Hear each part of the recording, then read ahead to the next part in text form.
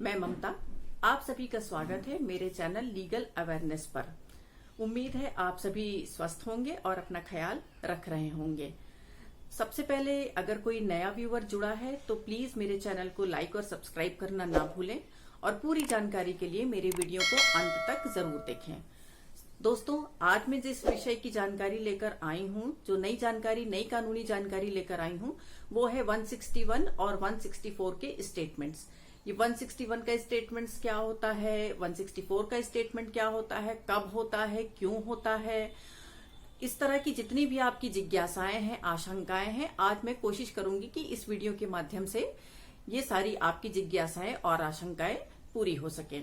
पूरी जानकारी के लिए मेरा वीडियो अंत तक जरूर देखें और अंत में लाइक और सब्सक्राइब करना बिल्कुल भी ना भूलें।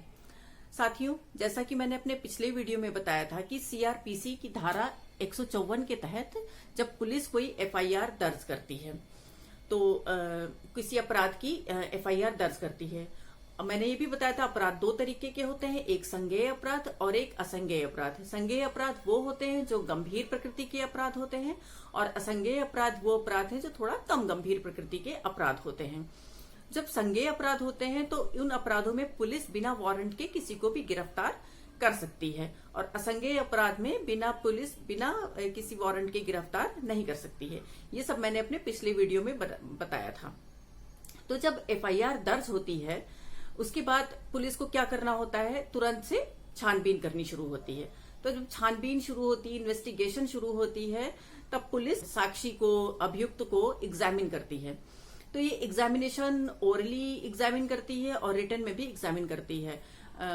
जो आईओ होता है यानी इन्वेस्टिगेटिंग ऑफिसर, ये एक पुलिस अधिकारी होता है सब इंस्पेक्टर रैंक का, और वो आपको थाने पर बुलाता है, आपसे पूछताछ करता है, बातचीत करता है और उन बयानों को लिखता है। लेकिन वो जरूरी नहीं है कि उसमें आपके साइन हो, और ये अभियुक्त के साथ भी कर सकता है और साक्षी के साथ भी कर सकता है।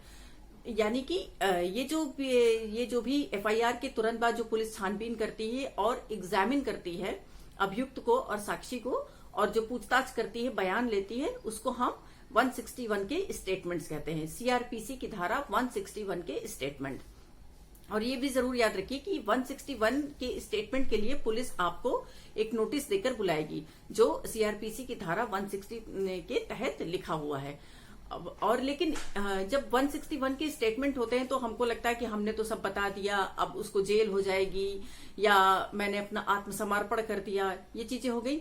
लेकिन जो 161 के स्टेटमेंट है या बयान है उसका बहुत ही लिमिटेड यूज होता है। अगर अब देखिए, अगर कोई गवाह आया, अभियुक्त खुद आया और उसने पुलिस के सामने, आईओ के सामने अपना जुर्म कबूल कर लिया, उसने बता दिया कि हाँ मैंने ये काम किया था और क्यों किया था, ये सारा उसने अपना जुर्म पूरा कबूल कर लिया। लेकिन अब आईओ वहां क्या करे, इन्वेस्टिगेटिंग ऑफिसर क्या करे, क्योंकि इन बयानों का तो बहुत लिमिटेड यूज है। अब क्या करे आईओ वहां पे, तो वहां पे फिर पिक्चर में आता है 164 का स्टेटमेंट। यानी कि पुलिस क्या करेगी, उस अभियुक्त को मजिस्ट्रेट के सामने ले जाएगी। वो मजिस्ट्रेट कौन से होंगे, या तो जुडिशियल मजिस्ट्रेट होंगे या तो मेट्रोपॉलिटन मजिस्ट्रेट होंगे। जो उस थाने का नियरेस्ट कोर्ट होगा, जो मजिस्ट्रेट होगा, वो उनके पास ले जाएंगे 164 के स्टेटमेंट के लिए। अब ये 164 का स्टेटमेंट कौन लेता है, तो 164 का स्टेटमेंट लेते हैं जुडिशियल मजिस्ट्रेट या मेट्रोपॉलिटन मजिस्ट्रेट लेते हैं। उनका ज्यूरिडिक्शन हो या ना हो इससे फर्क नहीं पड़ता है, लेकिन ये मजिस्ट्रेट ही रिकॉर्ड करते हैं 164 के स्टेटमेंट्स। अब ये 164 के स्टेटमेंट किस तरीके के होंगे, ये भी सवाल आता है। तो 164 का स्टेटमेंट एक तो कन्फेशनल होगा और एक नॉन कन्फेशनल होगा। यानी कि कोई अपना जुर्म, जिसको आपने सुना होगा, पेपर में पढ़ा होगा कि उसने सरेंडर कर दिया, तो सरेंडर ऐसे तो नहीं होता है कि हम गए, हमने हथकड़ी लगवा दी।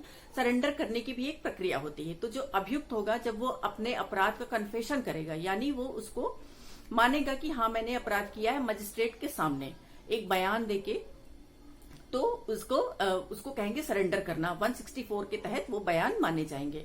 दूसरा होता है या गवाह या साक्षी का 16 या पीड़ित का 164 का स्टेटमेंट लेना, वो भी जुडिशियल मजिस्ट्रेट ही लेंगे।